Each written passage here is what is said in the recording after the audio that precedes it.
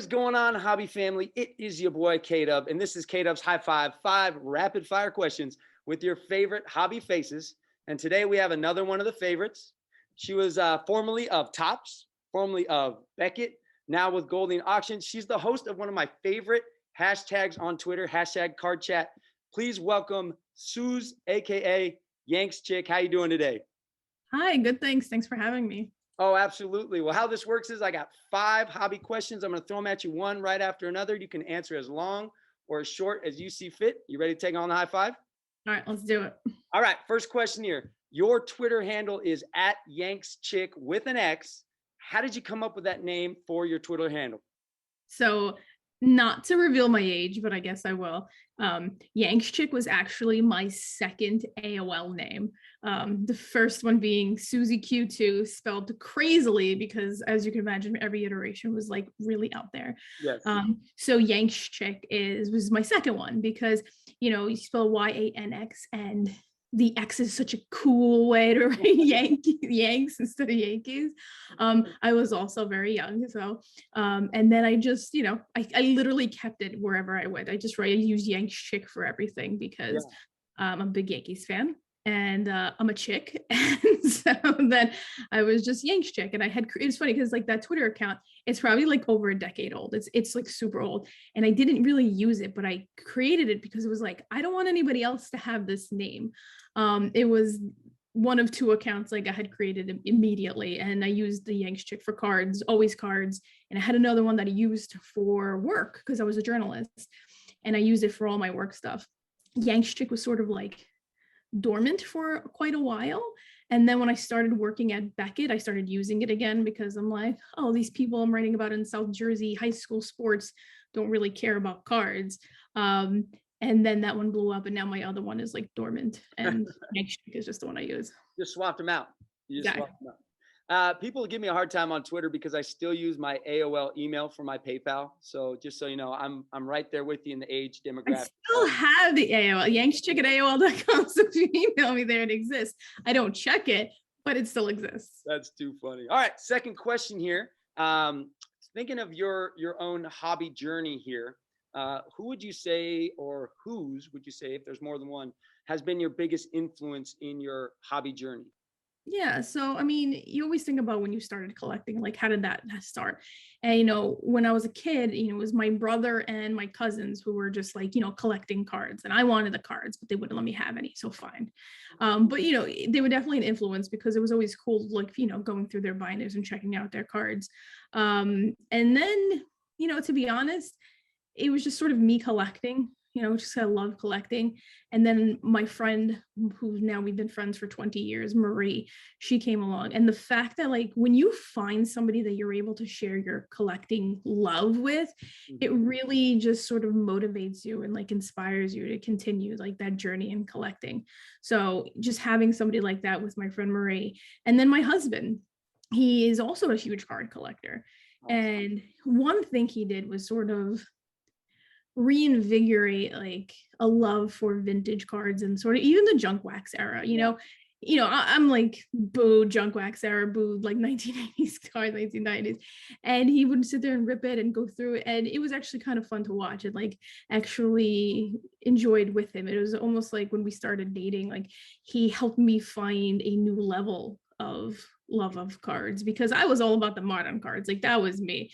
I was all modern all the time, and I needed my autograph hits and everything in the boxes. But he kind of helped me find a fuller appreciation for cards.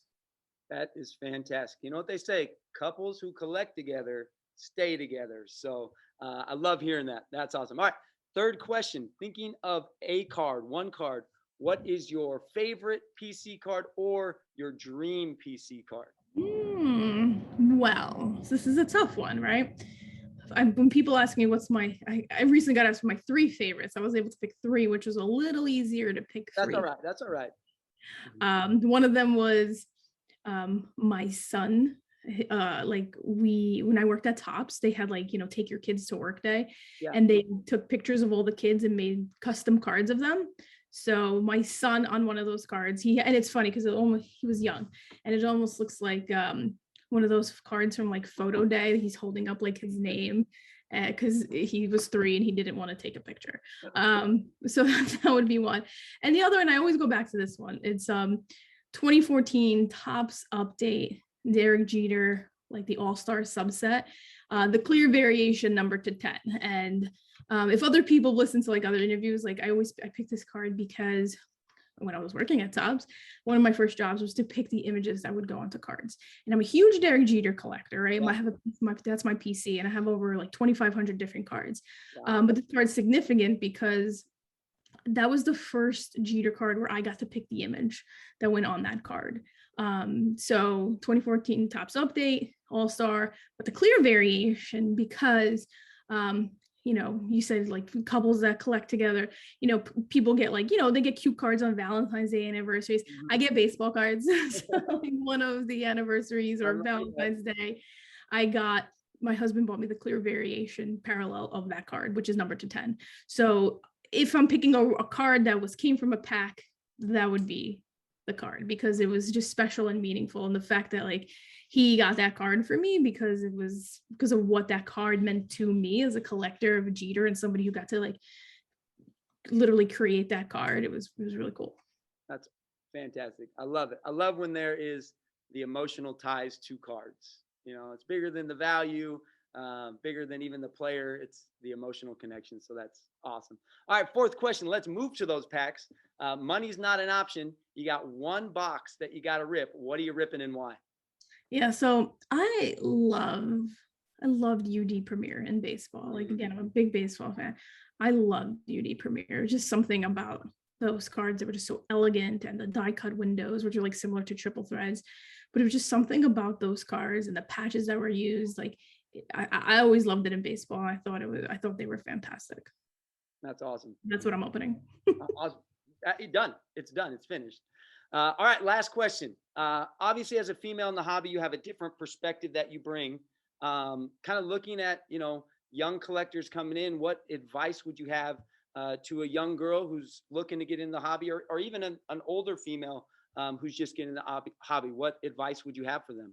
Yeah, so the wonderful thing about there haven't been many wonderful things about this past year and a half, but one of the wonderful things about this past year and a half is that, you know, it gave a lot of people a chance to appreciate cards more. And with that, I think you've seen a lot more women have entered the hobby. At least they're a lot more vocal and noticeable, because I feel like women have always been there when it comes to collecting. They've always had like, you know, that love of sports and that way to want to connect with different people. But it's been tough because like, to be honest, like you would go to show, I'm like somebody who's been in the industry for more than a decade working in it. And I go to shows and like, people are still like trying to explain like what a chrome card is. And I'm like, I made that chrome card. I know what it is. But I think that's been tough because it's like, sometimes it's a little condescending, but I think as more women are visible in the hobby, it makes it easier for other women and girls to jump into the hobby because you have, you know, people to connect with. So my advice would be, now to get to the question, would be collect what you love.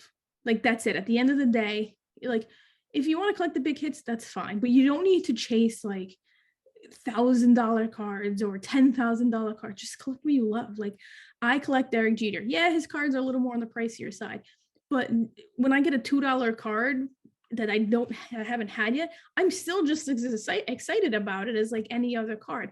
So just collect what you love, because if you love what you're doing, you're going to continue doing it and then make connections as well. Like on Facebook, we have a group for women.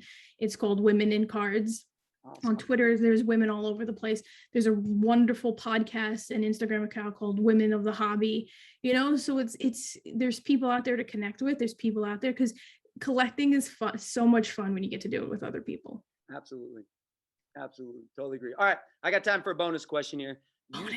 You said your PC, this is off the cuff here. You said your PC's Derek Jeter. A little kid comes up to you. His mom's like, hey, we got to go. And he says, hey, what's the best Derek Jeter rookie card to have and why? You got 30 seconds.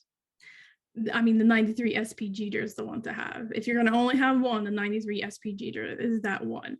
They're tough. They're condition sensitive, so it's tough to find them in a high grade, but you don't need a high grade. You know, if you love it, you don't need it in a high grade. I had one for a very long time that I have it slabbed, and I don't grade cars, but I had it slabbed authentic because I didn't even want to know what the grade was on it. It was that bad, but I loved it. So that's the one to have. All right. Fantastic. All right. We got a high five. That is the conclusion of K-Dub's High Five. I appreciate you so much for joining me. You can follow Suze on Twitter at YanksChick. You can also follow me at Mr. K-Dub if you would like to. Always remember, be the good in the world. Thanks so much for joining me, and y'all take care. This is a demo sound of freeintromusic.com.